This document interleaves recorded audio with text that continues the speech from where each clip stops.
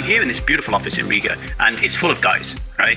So when I told the guys, hey, we have to break work, I need to go to the accident emergency unit, everyone just looked around and kind of nodded, right? I was like, okay, what does this mean about the job? And we figured that out, and they were like, okay, I guess we'll see you when you get back. Good luck. I'm like, how do I get there? What do I do? Because I'm getting that masculine, you figure it out energy. So they said, go to this place. I was like, okay. And I was kind of hoping in that moment that somebody would have stepped up and said, hey, I can see that you're a little anxious right now. You're in a country that you don't know. You don't know where you're going. I kind of do. I speak the language. Let me just take you there. And once you're there, I'll leave you, right? I don't need them to stay with me forever. Let me just take it. But nobody did, right? There's a special kind of fear that comes when you're in pain, far from home, don't understand the language, and nobody seems to notice what you need.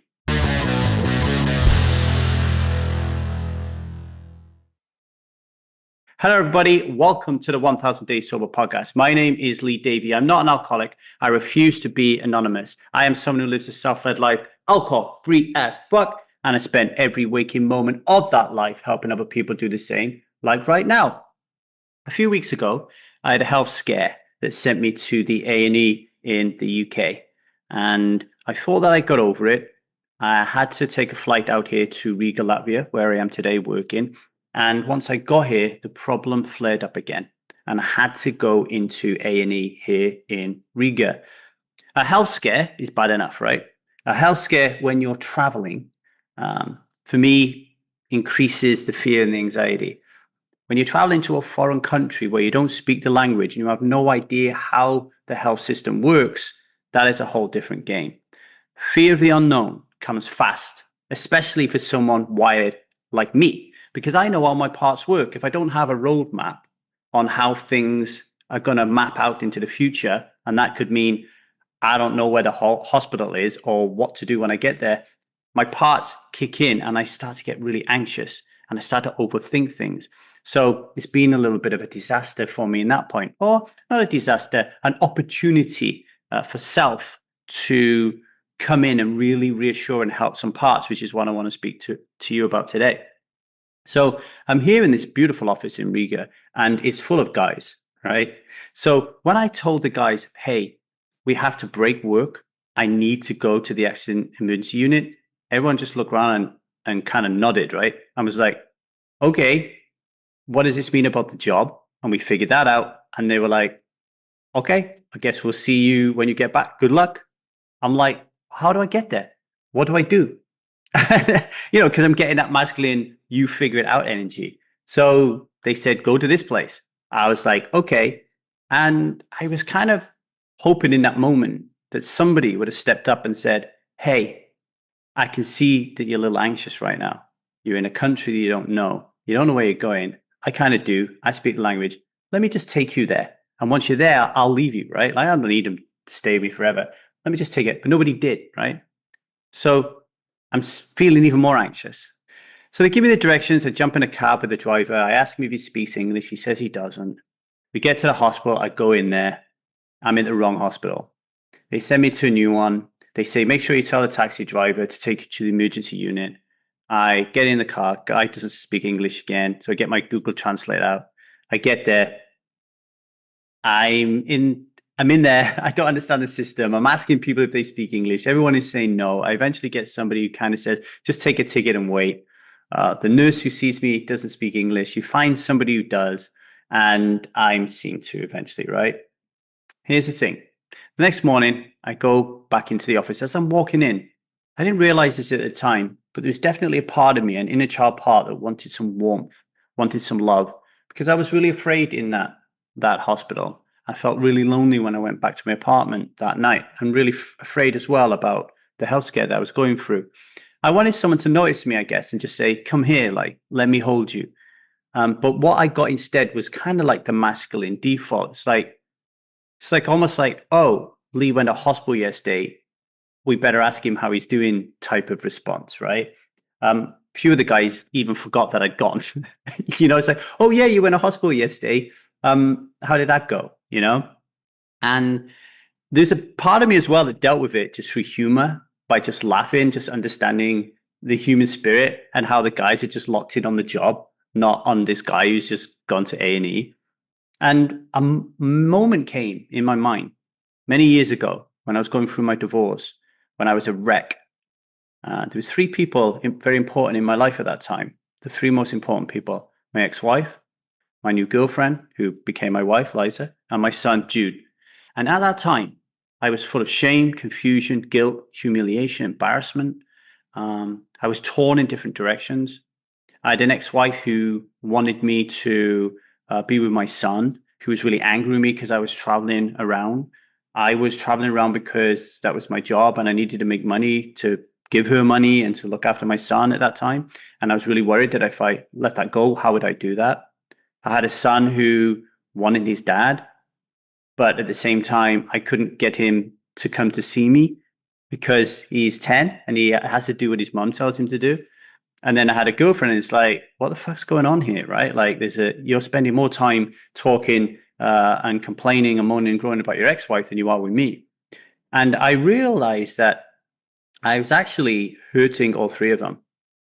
And I was like really aware of this, but at the same time, I was such a mess, like holding all this shame that I was hurting these three people. And anybody who has gone through a separation like this with kids involved and then met somebody else, you'll know what I mean about this. Everybody wants a part of you and is pulling you apart, and you don't really know what to do because you have people pleasing parts that just want to please everybody, right?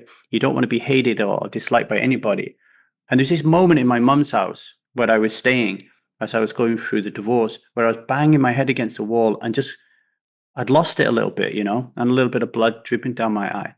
And I turned around and my mum was there and she just held me, like my head on this big bosom, just held, no words. And in that moment, I felt safe. And I think that's what I wanted in Riga. I didn't want advice. I didn't want instructions. I didn't want laughter. I just wanted that energy of safety. And we're going to take a break, but think about this while we're away. When was the last time you felt truly held? Not just physically, but emotionally. Who was that person? And how did it change how you felt in that moment? Have a think about that. We'll be right back.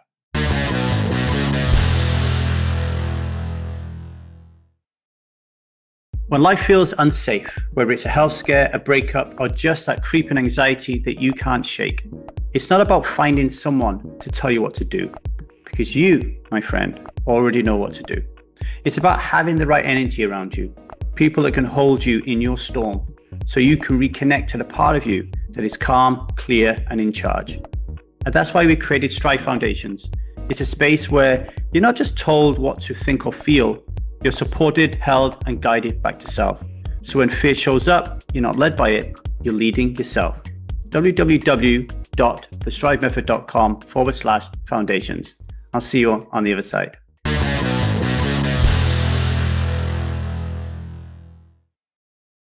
Welcome back to the 1000 Days Sober podcast. And before the break, I shared how a simple health scare in a foreign country taught me more about safety than any self-help book could. Safety is one of the 6 core needs in the Strive method, and most of us look for it in the wrong place. We think safety comes from controlling our environment or getting someone's approval. But safety is an inside job. It's about who you bring to your moments of fear and how you meet yourself there. And I want to give you a 3-step practice for the next time you feel unsafe, whether it's a health scare, an argument, or a quiet panic you get when you think about not having alcohol in your life. Step 1. Name the part. Say it out loud. A part of me feels unsafe right now. Not I'm unsafe, because that makes it your identity. Name it as just a part of you, because then it creates space for self to step in.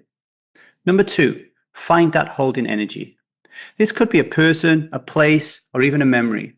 For me, it's the way my mum held me that night. For you, it might be a friend, a pet, or even a weighted blanket.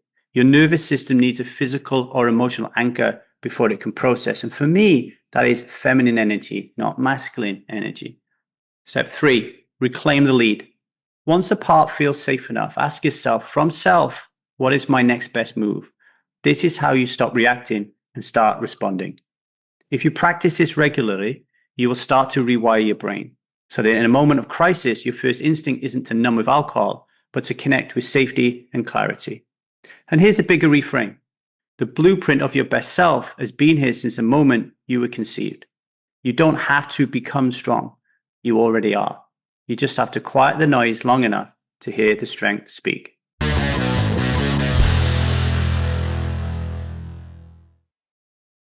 Today's daily vow. Today I will not drink, not because I'm strong or perfect, because I'm safe.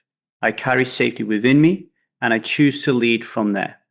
Safety isn't found in control, it's found in connection. If this episode resonated with you, there might be a part of you thinking, I don't need to take action yet. I'll do it when things get worse. But that is a protector part talking. You don't have to wait for a crisis to build your safety net, okay? So here's what I want you to do right now. Please rate and review this podcast so other people can find it. And subscribe so you don't miss a single episode, yeah? And if you're ready to start building that circle of people who can hold you through anything, then go to thestrivemethod.com and join the Strive Foundations. You ready to take the sovereign vow? Hand on your heart, hand on your belly, big deep breath. Repeat after me. I am a striver who is alcohol free as fuck, and I will not drink alcohol today because that is not what I do, and that is not who I am. Until tomorrow, much love and strive on, everybody.